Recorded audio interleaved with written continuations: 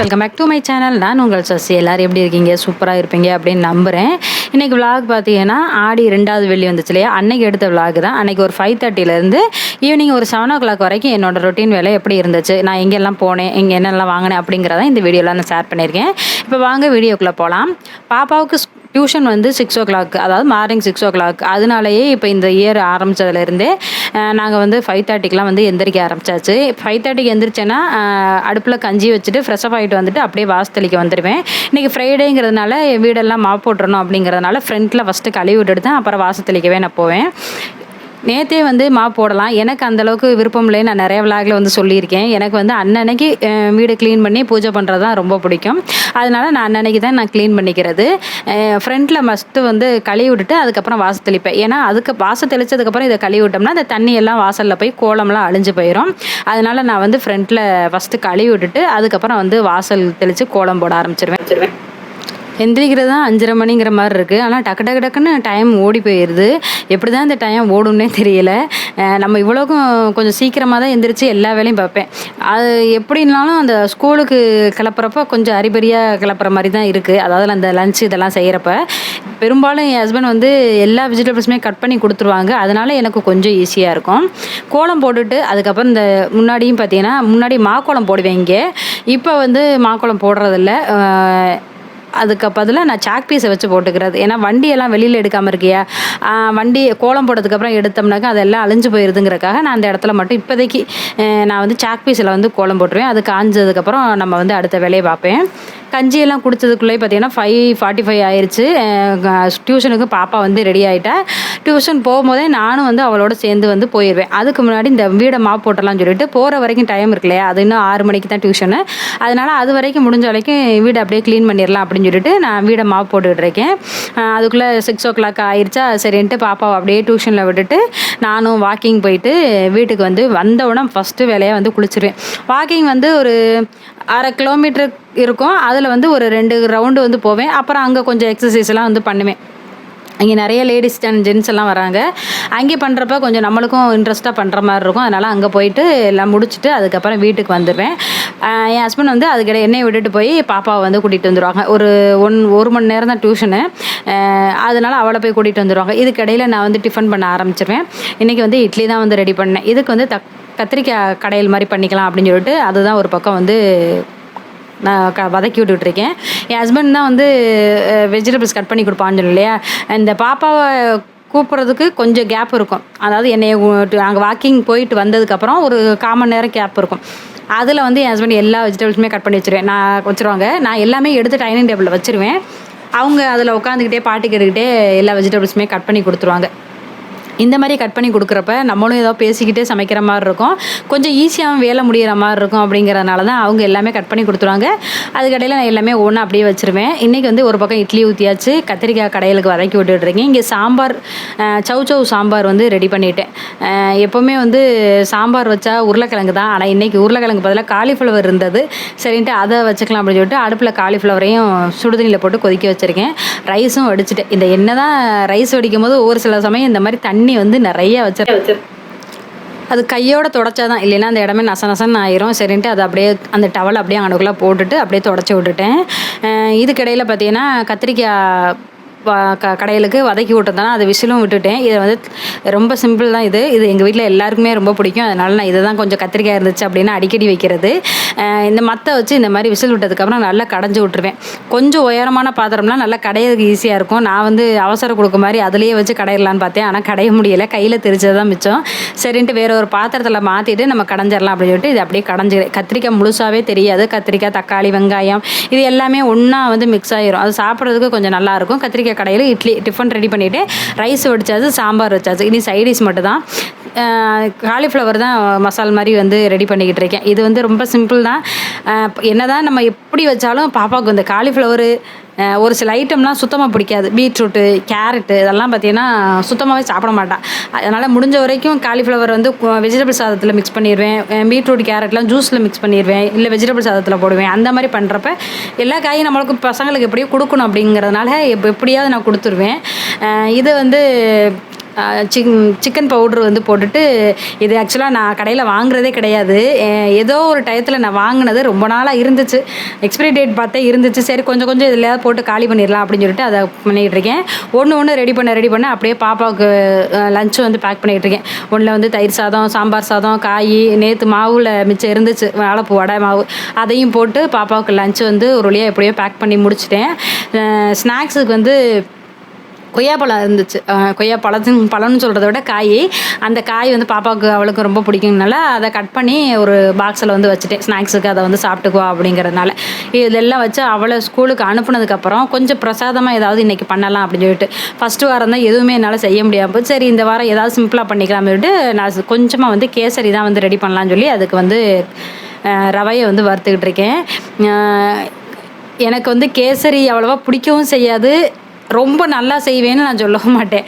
ஏன்னா ஓரளவுக்கு செய்வேன், ரொம்ப சூப்பராக வரும் அப்படின்னு. எங்கள் மாமியார் ரொம்ப நல்லா செய்வாங்க கேசரி. நம்ம என்ன தான் தண்ணியெல்லாம் அளந்து ஊற்றினா கூட அவங்க வந்து எப்படின்னா எல்லாமே கண்ணளவு கையளவு தான், டக்குன்னு வந்து பண்ணிடுவாங்க. கேசரி எனக்கு பிடிக்காதனாலே அதில் என்னமோ செய்யணுங்கிற இன்ட்ரெஸ்ட்டும் எனக்கு வந்து வராது. ஆனால் என் ஹஸ்பண்டுக்கு வந்து ரொம்ப பிடிக்கும். சரி எப்படியாவது கொஞ்சமாக செய்வோம் அப்படின்னு சொல்லிட்டு, பாப்பா ஸ்கூலுக்கு போயிட்டா இருந்தாலும் ஈவினிங் வந்து ஏதாவது கொஞ்சமாக சாப்பிடும். அவளுமே கேசரியெல்லாம் பெருசாக விரும்ப மாட்டாங்க. அதனால் கொஞ்சமாக தான் செய்ய போகிறேன். நான் கலரு வந்து ஃபுட் கலர்லாம் எதுவும் சேர்க்கல, கொஞ்சம் மஞ்சத்தூள் மட்டும் சேர்த்துட்டு நெய்யில் முந்திரியை வறுத்து எடுத்து வச்சுட்டு அப்படியே தண்ணி ஊற்றிட்டு, தண்ணி கொதிச்சதுக்கப்புறம் தண்ணியில் பால் கூட சேர்த்து செய்யலாம், இன்னுமே டேஸ்ட்டாக இருக்கும். கிராம்பு நுணுக்கி போடுவாங்க எங்கள் மாமியார், அது நல்லா தான் இருக்கும். நான் அதெல்லாம் இன்றைக்கி பண்ணலை, டக்குன்னு வந்து பிரசாதம் ஏதோ ஒன்று செய்யணும், சீக்கிரமாக செஞ்சுட்டு சாமி கும்பிடணும் அப்படிங்கிறதுனால கேசரி வந்து ரெடி பண்ணேன். ஒரு கப்புக்கு 1 கப்பு ரவைனா இப்போ 2 கப்பு ரவை இல்லை 2 கப்பு சர்க்கரை, இல்லைன்னா 2.5 கப்பு சர்க்கரை கூட போடலாம். அவங்க ஸ்வீட்னஸுக்கு தகுந்த மாதிரி தான். அதை போட்டுட்டு அப்படியே நல்லா மிக்ஸ் பண்ணிவிட்டு தாராளமாக நெய் விட்டுட்டு, அதுக்கப்புறம் வந்து நம்ம கட் பண்ணி வச்சுருக்க அந்த முந்திரி, அதாவது வறுத்து வச்சுருக்கோம் இல்லையா, முந்திரி, ஏலக்காய், இதெல்லாம் வந்து கிறிஸ்மஸ் என்னென்ன நம்ம போடணும்னு நினைக்கிறோமோ அந்த நட்ஸ் எல்லாம் போட்டு மிக்ஸ் பண்ணிவிட்டு இறக்கிற வேண்டியதான். ஆக்சுவலாக இந்த கேசரி வந்து நல்லா தளர இருக்கணும் நம்ம கிண்டும் போதே, அப்போ தான் கொஞ்சம் ஆற இன்னுமே திக்காக வரும். அதனால் நல்லா ஃபஸ்ட்டு செய்யும் போதே நீங்கள் வந்து கெட்டியாக செஞ்சிட்டிங்க அப்படின்னா ஆறுனதுக்கப்புறம் இன்னுமே வந்து அது ஒரு மாதிரி ஆயிரும். அதனால் கொஞ்சம் தளர இருந்துச்சுன்னா சாப்பிடும் போது நல்லாயிருக்கும். நான் வந்து செஞ்சு முடிச்சிட்டேன் ஓரளவுக்கு. இதில் கொஞ்சம் ஃபைனலாக நெய்யை விட்டுட்டு நம்ம அடுப்பை ஆஃப் பண்ணிக்கிறேன். இப்போ வந்து பிரசாதமாக வைக்கிறதுக்கு ஒரு பவுலில் நான் வந்து கேசரி எடுத்துக்கிறேன். நான் வெள்ளி பவுல் ஒன்று வச்சுருப்பேன் பூஜை ரூம்லையே, ஏதாவது பிரசாதத்துக்கு வைக்கிறதுக்காக. அதில் மட்டும் கொஞ்சமாக எடுத்து வச்சுக்கிறது. இலை இருந்துச்சு, நம்ம இலையெல்லாம் போட்டு பண்ணுறோம் அப்படின்னா இலையில் வைப்பேன். இல்லை அப்படின்னா இந்த வெள்ளி பவுலில் தான் வந்து எடுத்து வைக்கிறது. சரின்ட்டு இதில் எடுத்துகிட்டு அப்படியே வந்து பூஜை பண்ண வந்து போயிடலாம் அப்படின்னு சொல்லிட்டு எடுத்துகிட்டு போயிட்டேன். பூஜை பண்ணுறதுக்கு முன்னாடி எல்லாமே ரெடி பண்ணி வச்சுட்டா நம்ம டக்குன்னு வந்து சாமி கும்பிட்றலாம். இன்றைக்கி வந்து பிரசாதத்தை கொண்டு வந்து வச்சுட்டேன். சரி டக்குன்னு பூவை வந்து போட்டுடலாம் அப்படின்னு சொல்லிட்டு, நான் பூவெல்லாம் நேற்றே வாங்கி கட்டி வச்சுருந்தேன். மல்லிகைப்பூ, அதுக்கப்புறம் செவ்வந்தி, இந்த ரோஸு, இதெல்லாமே வந்து வாங்கி வச்சுருந்தேன்.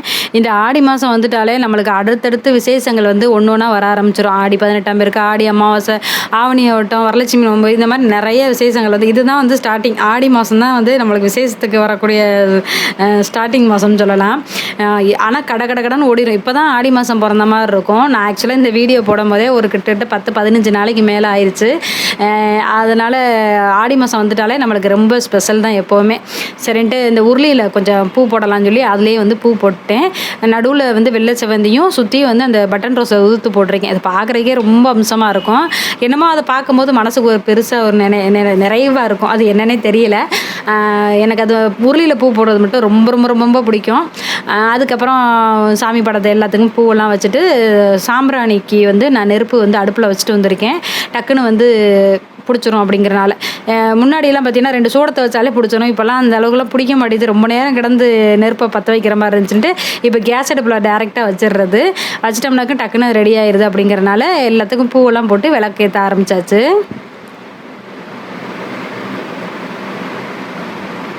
அந்த அன்னன்னைக்கு வீடை க்ளீன் பண்ணி படத்துக்கு பூ போட்டு சாம்பிராணி போட்டு வீடெல்லாம் பார்த்திங்கன்னா ஒரே பக்திமயமாக இருக்கும். எனக்கு வந்து மோஸ்ட்லி வந்து இந்த மாதிரி இருக்கிறது ரொம்ப பிடிக்கும். நான் நிறைய விளாகில் சொல்லியிருக்கேன். நான் ஏன்னா ஃபஸ்ட்டு ஆடி வெள்ளி ஃபஸ்ட்டு வெள்ளிக்கும் நான் வந்து கொஞ்சம் லைட்டாக வீடியோ எடுத்து போட்டிருந்தேன்.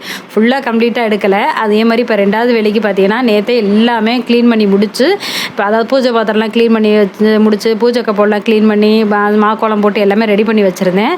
அப்படியே பிரசாதத்தையும் வச்சு சாமியெல்லாம் கும்பிட்டு முடிச்சாச்சு. கொஞ்சம் நேரம் கந்த சஷ்டி கவசம் பாடி முடிச்சுட்டு அப்படியே பிரசாதத்தை என் ஹஸ்பண்டுக்கு கொஞ்சம் வச்சுட்டேன். ஏன்னா காலையிலே செஞ்சதுனால அவங்களாவது சாப்பிட்டு போகட்டும் அப்படிங்கிறதுனால. பாப்பா வந்து ஈவினிங் மேலே வந்து சாப்பிடுவா. கொஞ்சம் தான் சாப்பிடுவா. அதை ஈவினிங் மேலே வந்து சாப்பிடுவா. சாமி கும்பிட்டு முடிச்சதுக்கப்புறம் அந்த பூஜை ரூமே பார்க்கையில் கண்ணுக்கு கொஞ்சம் நல்லா திருப்தியாக இருக்கிற மாதிரி இருக்கும். அதெல்லாம் முடிச்சுட்டு அதுக்கப்புறம் தான் என் ஹஸ்பண்டுக்கு டிஃபன் வச்சுட்டு அவங்க சாப்பிட்டு போயிட்டாங்க. அதுக்கப்புறம் நான் கொஞ்சம் ரிலாக்ஸாக உட்காந்து சாப்பிட்லான்னு சொல்லி கொஞ்சம் ஒரு 10 மணிக்கிட்ட தான் நான் சாப்பிடவே ஆரம்பித்தேன். அந்த பிரசாதத்தை கொஞ்சம் எடுத்து வச்சுக்கிட்டு நான் கொஞ்சம் தண்ணியாக தான் செஞ்சேன். அதுவே எனக்கு கொஞ்சம் கெட்டியாக ஆயிடுச்சு. அதுக்கப்புறம் இட்லியை வச்சு அந்த கத்திரிக்காய் கடையில் வச்சு சூப்பராக சாப்பிட்டு முடிச்சாச்சு. இந்த பாக்ஸில் நான் கொஞ்சம் ரைஸும் தண்ணி எப்போவுமே வைப்பேன். அது வந்து ஏதாவது ஒன்று சாப்பிட்டு போகும் அப்படிங்கிறதுனால. முன்னாடிலாம் பார்த்திங்கன்னா இந்த வீரா இருக்கிறனால எந்த பறவையும் கிட்ட வராது, கொஞ்சம் பயப்படும். இப்போ ரெகுலராக வைக்கிறதுனால ஏதாவது ஒரு பறவை வந்து ஏதாவது கொஞ்சம் கொஞ்சம் சாப்பிட்டு போகுது. சரி நம்மளுக்கும் கொஞ்சம் திருப்தியாக இருக்குது அப்படிங்கிறனால அதை வச்சிடுறது. இன்றைக்கி வெள்ளிக்கிழமைங்கிறனால எங்கள் ஊரில் வெள்ளிக்கிழமை சந்தை எப்போவுமே உண்டு. ஆனால் பெரும்பாலும் போகிறதில்ல. கொஞ்ச நாள் வந்து க்ளோஸ் பண்ணி வச்சுருந்தாங்க. இப்போ திருப்பி ஓப்பன் பண்ணியிருக்கிறனால நாங்கள் சந்தைக்கு வரலான்னு சொல்லி ரொம்ப வருஷம் ஆச்சு சந்தைக்கு வந்து. உழவர் சந்தைக்கு தான் போவோம். சரின்ட்டு இன்றைக்கி வார சந்தை வெள்ளிக்கிழமை சந்தைக்கு போகலாம் அப்படின்னு சொல்லிட்டு சந்தைக்கு தான் வந்திருந்தோம். அங்கே உள்ள காய்கறியெல்லாம் பார்த்துட்டு எல்லாமே வாங்கிட்டு வந்தாச்சு. சந்தை வந்து நல்ல கூட்டமாக இருந்துச்சு. இங்கே வந்து காய்கறி மட்டும் இல்லை, நான்வெஜ்ஜும் இன்றைக்கி வந்து விற்பாங்க. நாங்கள் வந்து பெரும்பாலும் சந்தையில் நான்வெஜ்லாம் வாங்க மாட்டோம். அது ஃப்ரைடே சுத்தமாக நான் வாங்க மாட்டேன். காய்கறியை வாங்கி வீட்டில் வச்சுட்டு அப்படியே நானே ஹஸ்பண்டும் வந்து கோயிலுக்கு வந்தாச்சு. பாப்பாவை வந்து டியூஷனில் விட்டாச்சு. அவளுக்கு வந்து டியூஷன் இருக்கிறனால அவளை டியூஷனில் விட்டுட்டு அதுக்கப்புறம் நானும் ஹஸ்பண்டும் கோயிலுக்கு வந்திருந்தோம். வெள்ளி செவ்வாய்க்கு இந்த கோயில் வந்து ரொம்ப ஸ்பெஷல். அதுவும் ஆடி வெள்ளி செவ்வாய்க்கு சொல்லவே வேண்டியதில்லை. அந்த அளவுக்கு கூட்டம் இருக்காதுன்னு நினச்சி தான் வந்தோம். ஆனால் பயங்கர கூட்டமாக இருந்தது. க்யூவில் நின்று கும்பிட்டா எப்படி ஒரு 2 மணி நேரமாவது ஆகும். சரின்ட்டு ஸ்பெஷலில் போயிடலான்னு சொல்லி டிக்கெட்டை வாங்கி ஸ்பெஷலில் போய் சாமி கும்பிட்டுட்டு கொஞ்சம் ரிலாக்ஸாக இங்கே கோயிலில் உட்காந்துருந்தோம். சரி போன வாரம் தான் போகணும்னு நினச்சேன். போன வாரம் போக முடியல. சரி இந்த வாரமாவது போயிட்டு வந்துடும்னு நினச்சேன். ஆக்சுவலாக நான் ஒவ்வொரு வாரமும் நினைக்கிறது போகணும்னு. ஆனால் என் ஹஸ்பண்டுக்கு தோதை பொறுத்து அவங்க சீக்கிரம் வந்துட்டாங்க அப்படின்னா நான் போகிறது இல்லை. தனியாக நம்ம வந்து போகிறதில்ல. ஏன்னா நைட் நேரம்லாம் தனியாக போகிறதெல்லாம் கொஞ்சம் அவாய்ட் பண்ணிக்கிறது ரொம்ப நல்லதுன்னு நினைக்கிறேன். ஏன்னா எங்கள் ஏரியாவில் பார்த்திங்கன்னா நிறைய டிராஃபிக் ஆகுது. வண்டியில் போகிறதுங்கிறது கொஞ்சம் பயமாக தான் இருக்குது. நம்ம என்ன தான் ஒழுங்காக போனால் கூட ஆப்போசிட்டில் வர்ற பர்சன் வந்து கரெக்டாக வருவாங்களான்னு சொல்ல முடிய மாட்டேங்குது. அதனால் நம்ம சேஃப் வந்து பெரும்பாலும் எங்கே போனாலும் என் ஹஸ்பண்டோட தான் போகிறது. ஏதாவது ஒரு போக முடியாத நேரம் இல்லை அவங்க வர முடியாத டைமாக இருந்தால் மட்டும்தான் நானாக வண்டி எடுத்துகிட்டு போகிறது. கோயிலுக்கெல்லாம் போயிட்டு வந்துட்டு அதுக்கப்புறம் தான் வாங்கின வெஜிடபிள்ஸ் எல்லாம் எடுத்து வைக்கலாம்னு சொல்லி எடுத்து வச்சுக்கிட்டு இருந்தேன். இந்த தேங்காய் ஒரு காய் 20 ரூபா. இப்போ வந்து எல்லாமே நான் கூரில் தான் வாங்கியிருக்கேன். என்னென்ன காய் வாங்கியிருக்கேன், எவ்வளோ வந்துச்சு அப்படிங்கிறதையும் நான் சொல்கிறேன். ஏன்னா நான் ரொம்ப வருஷம் தான் ஆச்சு சந்தைக்கு போய். சந்தையில் வந்து கூறு 10 ரூபான்னு வாங்கிட்டு இருந்தது போக இப்போ எல்லாமே வந்து கூறு 20 ரூபா அந்த மாதிரி வந்து ஆயிடுச்சு. ஏன்னா காசுக்கு வந்து இப்போ மதிப்பு இல்லாமல் போச்சு. எவ்வளோ தான் காசு இருந்தாலும் எப்படி செலவாகுதுன்னே தெரில. எல்லாமே வந்து செலவாகிட்டு தான் இருக்குது. ஒரு 500 ரூபா கொண்டு போனோம் அப்படின்னா காய்கறி வாங்கும்போது அதுவே வந்து நான் கம்மின்னு சொல்கிறேன்னு நினைக்கிறேன். ஏன்னா பெரும்பாலும் என்ன பார்த்தீங்கன்னா ஒரு சில சமயத்தில் 1000 ரூபா 700 800 வரைக்கும் எனக்கு கூட வந்திருக்கு. இன்றைக்கி வந்து பார்த்திங்கன்னா ஒரு 400 ரூபாய்க்கு வரைக்கும் நான் வந்து வாங்கியிருக்கேன், கொஞ்சம் ஃப்ரூட்ஸும் சேர்த்து. சந்தையில் ஆனால் ஃப்ரூட்ஸ் வாங்கலை, நான் வந்து வெளியில் தான் வாங்கினோம். தக்காளி, பெரிய வெங்காயம், சின்ன வெங்காயம் இது எல்லாமே வந்து வாங்கியிருக்கேன். சின்ன வெங்காயம் பார்த்தீங்கன்னா 50 ரூபா, பெரிய வெங்காயம் 1.5 கிலோ 50 ரூபா. அது ரெண்டையும் வந்து வாங்கியிருந்தேன். இந்த கேரட்டெல்லாம் பார்த்தீங்கன்னா கூறு தான். இந்த கேரட்டு, பீன்ஸு, வெண்டைக்காய் எல்லாமே கூறு தான். இது எல்லாமே ஒவ்வொன்றும் பார்த்தீங்கன்னா 20 ரூபா. அந்த பீட்ரூட் மட்டும் 1/4 கிலோ இருந்துச்சு, அதுக்கு மட்டும் 30 ரூபா. இந்த ஒரு தேங்காய் 20 ரூபா. காளான் ஒரு பாக்கெட் வாங்கியிருந்தேன். இந்த பாக்கெட் வந்து 60 ரூபா. காளான் ரேட்டு என்னதே எனக்கு தெரியலை, 50 ரூபான்னு நினச்சிக்கிட்டே இருக்கேன். அதுவுமே ரேட்டு ஏறி போச்சு. சரின்ட்டு எல்லா வெஜிடபிள்ஸையும் எடுத்து ஃப்ரிட்ஜில் வச்சிடலாம் அப்படின்னு சொல்லிட்டு எல்லாமே கவர் போட்டு நான் ஃப்ரிட்ஜில் எடுத்து வச்சுட்டேன்.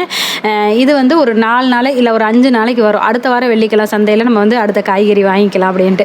வெங்காயம் வந்து நான் கொஞ்சம் கூடுதலாகவே வாங்கிடுவேன். ஏன்னா சப்போஸ் நம்மளுக்கு காயே இல்லைன்னா கூட வெங்காயம் தக்காளி இருந்துச்சுன்னா ஏதாவது ஒன்று பண்ணி மேனேஜ் பண்ணிக்கலாம் அப்படிங்கிறனால வெங்காயம் தக்காளி மட்டும் எப்போவுமே ஒரு 2 கிலோ பெரிய வெங்காயம் வாங்குவேன், 1.5 கிலோ தக்காளி வாங்குவேன்.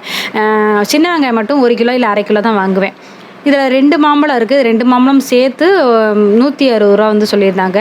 ஒன்று 80, ஒன்று 60ன்னு நினைக்கிறேன். ஆனால் டேஸ்ட் வந்து ஒன்று நல்லா இருந்தது, ஒன்று சுமாராக தான் இருந்தது. அதுக்கப்புறம் இந்த மாதுளம்பழம் ரூ. 200. இதோட இந்த விலாகை வந்து நான் முடிச்சுக்கிறேன். இந்த விலாக் உங்கள் எல்லாருக்குமே பிடிச்சிருக்குன்னு நினைக்கிறேன். பிடிச்சிருந்துச்சுன்னா லைக் பண்ணி சப்போர்ட் பண்ணுங்கள். தொடர்ந்து உங்கள் சப்போர்ட்டை எனக்கு கொடுத்துட்டே இருங்க. எனக்கும் வந்து அடுத்தடுத்து வீடியோ போடுறதுக்கு பெரிய மோட்டிவேஷனலாக இருக்கும். நெக்ஸ்ட் வீடியோவில் மீட் பண்ணலாம். அது வரைக்கும் பாய்.